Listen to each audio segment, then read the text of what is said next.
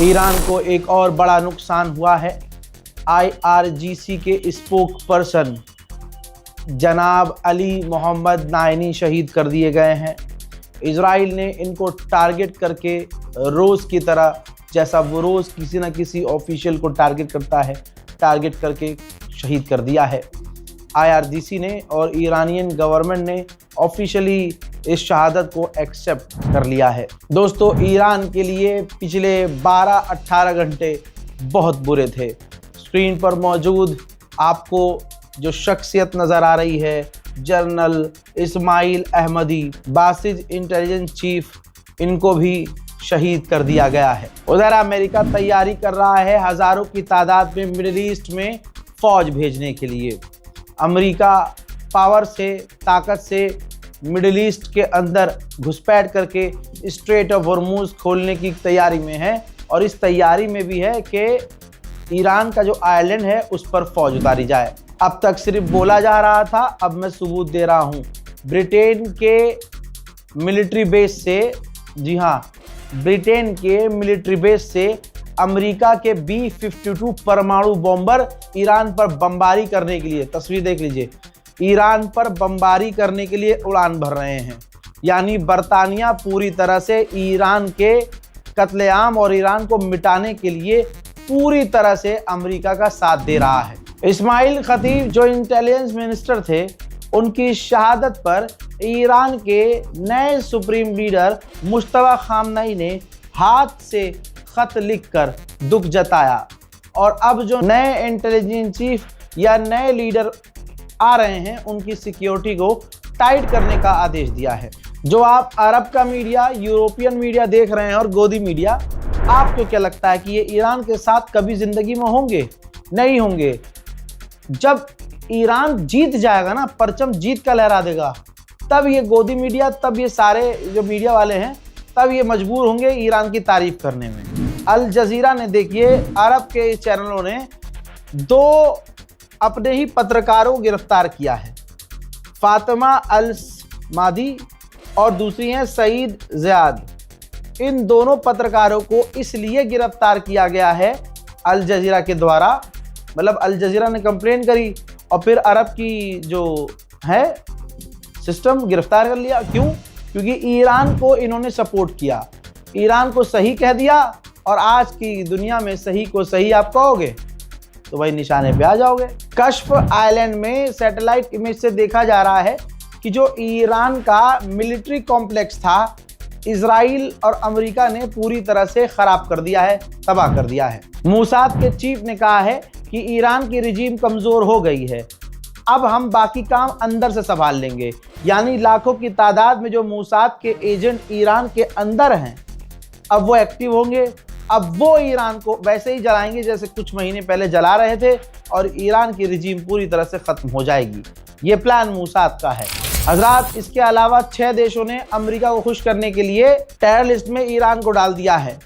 IRGC को Iceland, Moldova, Bosnia, Montenegro, North Macedonia और लिechtenstein। हजरात, जिनका नाम आपको ऐसे ज़बान से लेने में दिक्कत होगी, इनकी इतनी औकात हो गई है कि ईरान को ये टेरर लिस्ट पर डाल रहे हैं। देखिए, लकीर खींची गई है। यहाँ शिया, मैंने बहुत पहले कहा था, यहाँ शिया सुन्नी की लड़ाई नहीं है, ये जंग शिया सुन्नी की है ही नहीं, ये इंसानियत और हैवानियत के बीच है। आपको पता है कि इंसानियत के रास्ते पर ईरान है। ये जंग ईरान ने शुरू नहीं की थी, ईरान ने बच्चों के स्कूल को नहीं उड़ाया था, ईरान ने अमेरिका पर हमला नहीं किया था। ईरान की खता ये थी कि ईरान अमेरिका के आगे झुक नहीं रहा था। ईरान की खता ये थी कि अमेरिका की बातें नहीं मान रहा था। ईरान की खता ये थी कि एक जब 56 बहनें हिजड़ों की तरह चुपचाप बैठी हैं, तो वो अकेला बैतुल मुकद्दस के लिए बोल रहा था। ईरान अकेला बैतुल मुकद्दस के लड़ाकों को फंडिंग कर रहा था। ईरान अकेला हमास को सपोर्ट कर रहा था। इसके अलावा हिजबुल्लाह को सपोर्ट कर रहा था, इराक के लड़ाकों। क्यों? ताकि बैतुल मुकद्दस बच जाए। अब जो ये भारत में बैठ के शिया सुन्नी कर रहे हैं, वो ये मत देखें कि शिया कौन है, सुन्नी कौन है। आप अपना देखें कि आप कितने गंदे हैं। आप नहीं हैं गंदे तो ऑटोमेटिकली आप ईरान के साथ होंगे। और अगर आपका मन डोल रहा है अभी भी कि नहीं यार ये तो शिया है, इसके साथ नहीं होंगे, तो आप बहुत ही गंदे किस्म के इंसान हैं, इंसानियत के हिसाब से नहीं सोच रहे हैं आप। और अभी तक जो मुसलमान दुआएं करता था और आहें भरता था कि अरे काश हम करबला में होते तो नबी के नवासे के साथ होते, परवरदिगार ने एक बार फिर से मौका दिया है कि एक तरफ अहले बैत वाले हैं और एक तरफ यजीद वाले हैं, एक तरफ काफिर हैं, एक तरफ एप्स्टीन फाइल वाले हैं, एक तरफ घटिया किस्म के लोग हैं और एक तरफ बेहतरीन किस्म के लोग हैं।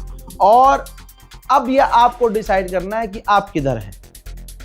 देख रहा हूं, सुन रहा हूं, समझ में भी आ रहा है, दिख भी रहा है कि कौम में अभी भी शिया सुन्नी कर रहे हैं लोग। सोचिए अभी भी शिया सुन्नी जो कोई कर रहा है वो कितने घटिया मिजाज का इंसान होगा। उधर ईरान के लिए मैंने फिर से कहा बहुत बुरे हालात हैं, ईरान पर खौफनाक और बहुत खतरनाक हमले किए जा रहे हैं।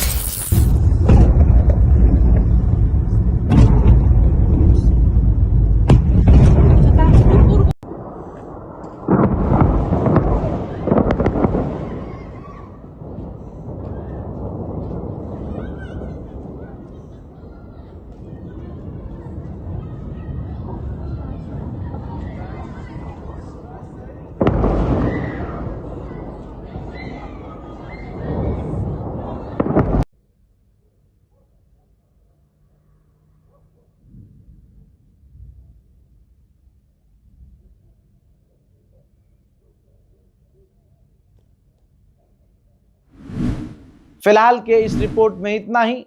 दुआ करना चाहें तो कर सकते हैं, और अगर आप कुछ बहुत बढ़िया कर सकते हैं तो वो ये कीजिए कि अगर ईरान का साथ नहीं दे सकते तो कम से कम यहां मुल्क में नफरत मत फैलाइए, ठीक है। ये शिया सुन्नी मत कीजिए, शिया शिया आपस में लड़ रहा है भाई, हसद, सुन्नी सुन्नी आपस में लड़ रहा है भाई कि तू खामनाई को सपोर्ट क्यों कर रहा है, समझ रहे हो। वो कह रहे हैं भाई साहब खामनाई तो शिया के हैं, ये कह रहे हैं तो खामनाई तो भाई हाँ शिया के हैं, सही कह रहा भाई, हम क्यों करें सपोर्ट। जब खामनाई ने जीते जी शिया सुन्नी नहीं किया तो तुम्हारी और मेरी क्या औकात है, आप समझ रहे हो। ये अंधा पैसा जो खर्च किया है अमेरिका इजराइल ने इधर की तरफ के भारत और पूरी दुनिया में इधर शिया सुन्नी हो भारी मात्रा में, वो काम बिल्कुल बढ़िया कर रहा है। जिन जिन मुल्लों के पास और जहरीले लोगों के पास अमेरिका और इजराइल के पैसे पहुंचे हैं मूसाद के जरिए लिफाफों में और अकाउंट में, मेरे दोस्तों ऐसे लोग काम पर लग चुके हैं। आपके बीच में या आपके दिमाग में कोई अभी भी शिया सुन्नी डाल रहा हो या ईरान के खिलाफ जहर घोल रहा हो, आप समझ रहे हो, तो आप समझ जाओ ये किस पार्टी से है, इसका कहां और किससे कनेक्शन है। यहां बिल्कुल सीधी लड़ाई है सच और झूठ के बीच में।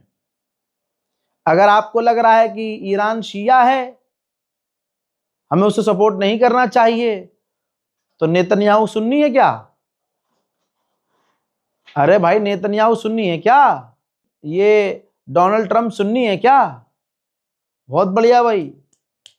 यानी जो फिलिस्तीन के लिए मरता आया, यानी जो हक बोलता आया, तुम्हारे बड़े चुप रहे, तुम्हारा पूरा अरब चुप रहा, पूरा गज्जा मिटवा दिया है। आज की तारीख जाके देख लो, ईद है वहां, और ईद पर भी गोलीबारी और नमाज नहीं पढ़ने दी उसने। लेकिन तुम्हारी नजर में इजराइल अच्छा है और ईरान बुरा है। अल्लाह अकबर, जय हिंद।